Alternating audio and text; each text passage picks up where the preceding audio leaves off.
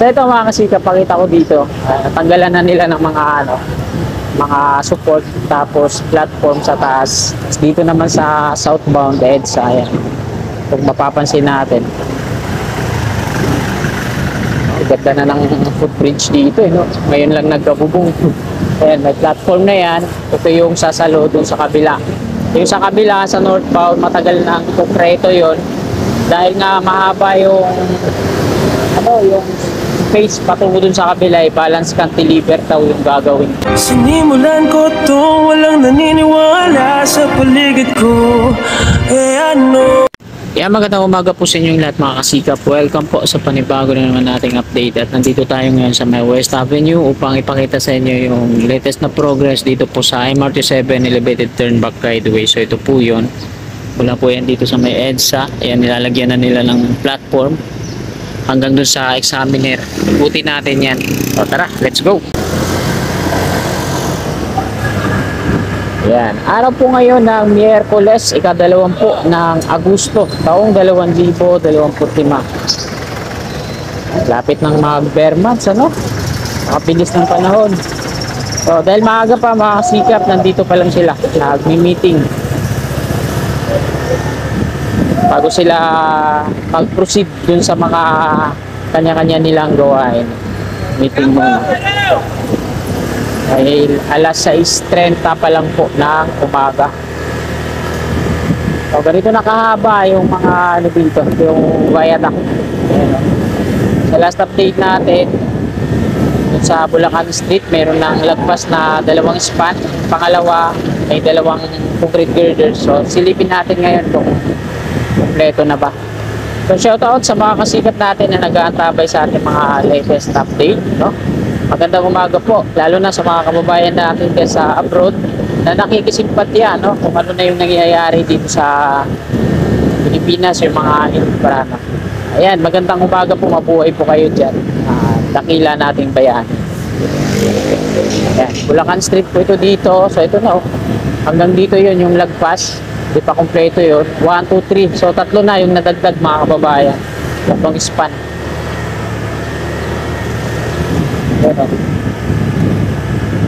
Kapit na ito matapos. So bilangin nyo na lang mga kasikap kung ilang span pa yung hindi na at yung mga hindi pa na-install ng mga pierhead ng nandun. So may kasikap tayo na nagbibilang yan. Kasi pag ako nagbilang habang nagmumotor ako, natutuling ako, baka bigla tayong bumunggo. So ganun po talaga.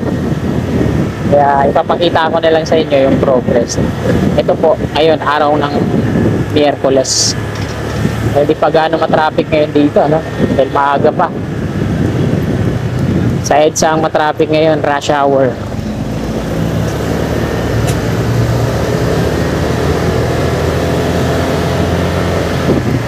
Mula dito, in-installan nila na platform para sa pierhead hanggang dun sa examiner, yung mga wala pang pierhead. Kasi ito yung binubuo nila ang rebar cage para dyan sa nahuhuli. Hindi pa naititirik, ano? At nandito na tayo sa may Examiner Street. Ito yung pinakadulo.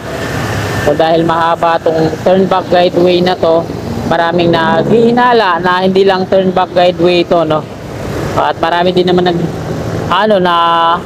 didiretso daw to sa LRT2. Pero wala pa akong nababasang article. Kung may nababasa kayong article dyan sa Google, send nyo sa akin yung link para pag-aralan natin. Ito mga kababayan, yung nauhuli. Yan. Una, yung rebar cage. Pang top segment na yan. Ito na yung makikita natin dito sa lupa.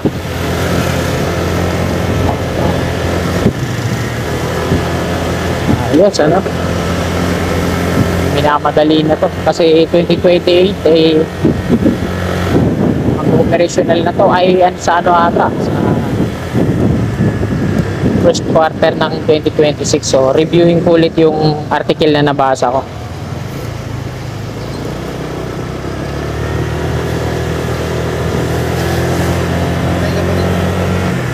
Mahirap kasi mag-research sa Google pag walang internet, pag pa-data lang. Ayun talaga yung hirap sa kagaya ko na Kaya mapapansin nyo sa mga vlog ko mga kasigap, puro update lang yung ginagawa ko. Yung actual talaga na pinapakita ko sa inyo. Hindi, bira lang ako magbasa ng mga article na nilalapat ko dito sa vlog ko. Kasi nahihirapan po talaga ako sa internet. Nahihirapan ako sa pag-research. Kasi una, wala akong laptop, wala akong computer, wala akong tanging bukod na tangi lang na ginagamit ko cellphone, tapos nagpo-full storage pa. Ayun lang. Siguro pag nakabili na tayo ng mga ganun, yung pang ano talaga, tapos yung internet ko ganyan, data 50 ganyan, tapos ang bilis lang maubos, nakailang research ka lang, bigla nang hindi gumagana yung load mo, ganun. Di kagaya ng ibang mga vlogger talaga na mga kompleto ng gamit yun. May PC, ayan, laptop, may mga GoPro. So tayo kasi inspired lang tayo. Inspired vlogger. So ito mga kasikap, pakita ko dito, tanggalan na nila ng mga support, tapos platform sa taas. Tapos dito naman sa southbound EDSA, ayan, kung mapapansin natin, ganda na ng footbridge dito no? Ngayon lang nagkabubong. Ayan, may platform na yan. Ito yung sasalo dun sa kabila. Yung sa kabila, sa northbound, matagal na ang konkreto yon. Dahil nga mahaba yung yung space patungo dun sa kabila, balance cantilever daw yung gagawin dyan, yung span. So nandito na tayo sa ilalim ng Unified Grand Central Station. So, dito tayo mag-end ang ating vlog sa may GMA Kamuning. Ito yung pakita ko sa inyo yung footbridge, yung gagawin na ngayon, yung buwan daw na to mag-uumpisa na, yung tinatawag nilang Mount Kamuning na footbridge. Pinunduhan ng 89 million, laki, pero sinabi na SMDC na daw yung nag-sponsor niyan para gawin. Wala na sigurong gagastusin ng gobyerno kung SMDC na yung gagawa. O talagang pag private yung gumawa niyan, SMDC, maayos yan pag private. Kagaya dito sa SM North EDSA Concourse, talagang pang world class yung datingan. Pero pag government yung gumawa niyan, alams na. Marami yung, alam niyo na mga kasikap, basta napapansin ko sa lahat na halos lahat ng mga project ng government, matagal gawin. Excuse me po. Bukod sa matagal gawin, maraming mga substandard yung mga ginagamit na materyales. Alam niyo na, pag government kasi maraming maraming dinadaanan, di kagaya ng pribado na talagang patay sarado. Kung sa mga materyales, sa mga gumagawa, may nagmo-monitor. Pag government kasi, basta may contractor na, bahala kayo dyan, tapusin nyo yan, hindi.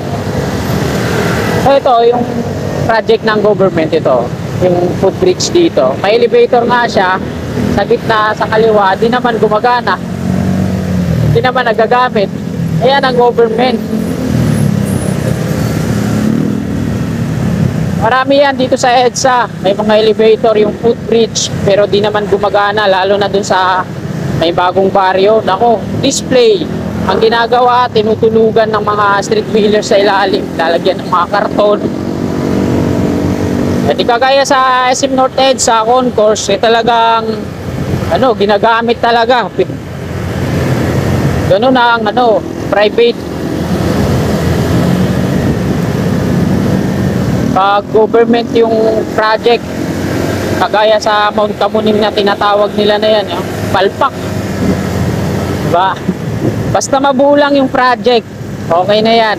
Ipakita lang, may sumiti lang yung contractor na ito, tapos na namin yan. Ganun yun.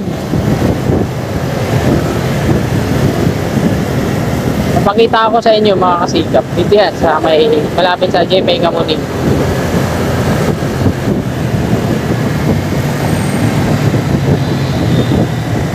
Ito yung MRT3, Quezon Avenue Station.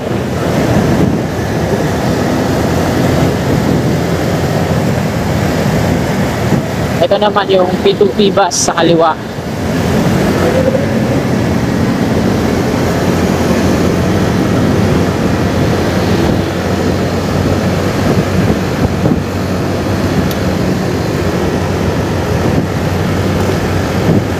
Dito yung sa unahan natin. Akala ko nga dito sa Quezon Avenue yung MRT gagawin yung yung ito yung Mount Camuning ilalapit doon pala sa may unahan, sa may P2P bus station ng GMA Camuning, doon ilalapit. Siguro hindi na dito yung location niyan, i-adjust patungo doon sa unahan. Ayan, pansin natin sa unahan na yung tinatawag nilang GMA Camuning, Mount Camuning, sorry. Ayan napakataas po niyan. So magiging upgrade na yung tawiran niya dyan sa gitna, dito sa ilalim padadaanin yung MRT3. Excuse me. Dito na siguro sa may tapat ng SMDC. Sa kanan yung SMDC, Ayan, ito yung nag-sponsor. So ayan yung bus station. Ayan yung may mga X siguro. Ito yung SMDC, mga kababayan. Siguro dahil malapit sa kanila, kaya sila yung nag-sponsor na magkaroon ng footbridge. So shout out sa SMDC na mabuhay po kayo. Isa na lang mga kasikap, yung sana mapapasana all ka na lang sa SMDC na nag-sponsor. Sana ito lang naman yung papakiusap ko. Ganon din sana yung gawin ng Ayala Mall sa Cloverleaf, Balintawak, patungo dun sa simbahan. Alam nyo naman sa Bonifacio kung gaano ka-traffic yung mga patungo ng expressway. Bonifacio ang daan, mga container truck, malalaking sasakyan, iba-ibang mga sasakyan. Nakabala yung pedestrian doon. Nakabala, nakakapagdulot ng traffic. So sana Ayala Malls, mag-sponsor din naman kayo ng footbridge kasi hindi kaya ng MMDA gumawa ng footbridge. Gumagawa sila ng footbridge dun sa mga walang tumatawid. Dun sa may sa may Ayala Mall Sarap patungo dito sa simbahan, ayun yung libu-libong tao araw-araw yung tumatawid dun. Patungo ng Balintawak Market, patungo ng LRT, patungo ng Super 8, patungo dyan sa Ayala Mall. So sana yung mga business dyan sa harapan, magtulong-tulong kayo, kasi di kaya ng gobyerno di kaya ng MMDA. Marami nang namatay dyan, mga kababayan. Last na nadisgrasya dyan yung traffic enforcer na inararo ng container truck, di na umabot sa MCO Hospital. Ang po itong video na to. God bless.